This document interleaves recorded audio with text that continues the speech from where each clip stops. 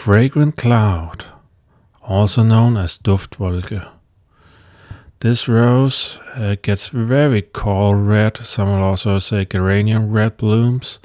These more orange red blooms for sure. The rose itself grows to be approximately 100 centimeters tall and 60 centimeters wide. Officially, it is only hardy down to the hardiness zone 7B, but I suspect this one is hardy down to zone 6B in my opinion, because it does seem ranked a bit low on the hardiness zone. What I really like about this rose is it has a very strong fruity fragrance, about an 8 out of 10. So Fragrant Cloud or Duftwolke is still a very good rose to grow for fragrance.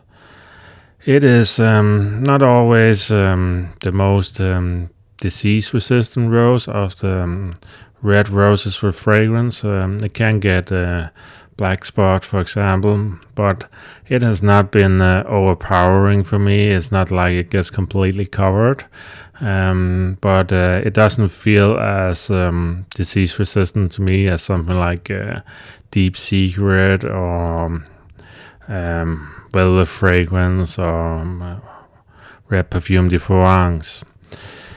But I still believe this has a spot in the red rose garden, because it is one of those roses that actually do have a powerful fragrance.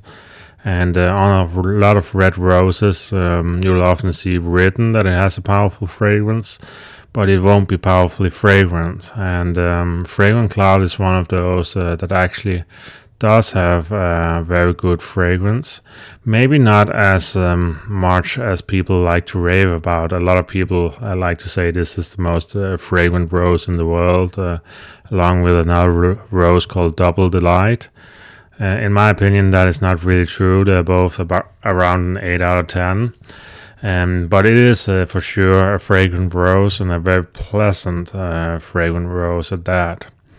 The blooms start out very tea hybrid shaped, and then it kind of like opens up its center and bears these yellow stems and her stamens, and it gets much more fragrant when it does that, but it is much more open in the shape than some of the other red roses. It is really where Velvet Fragrance got that effect from, where it opens the center on it. But yeah, I think this is a very solid rose to grow. I haven't really had that much trouble with it. Very decent fruity perfume. So if you like your fruity perfume, this is an excellent one to expand on your red rose vocabulary or your red rose assortment, alongside Deep Secret, Velvet Fragrance, and of course Red Perfume de Provence. So nothing bad to say about this rose. It is a very good rose, maybe just a little bit in the shadow of some of the other ones, but not so overshadowed that it's still not worth growing. It is a very worthwhile rose to still grow, this one. So I'm not sure if I want to give this one a silver medal. I'm very close to giving it a silver medal. But what I will say though is it is a very good red rose. Maybe not my favorite, but a very good red rose.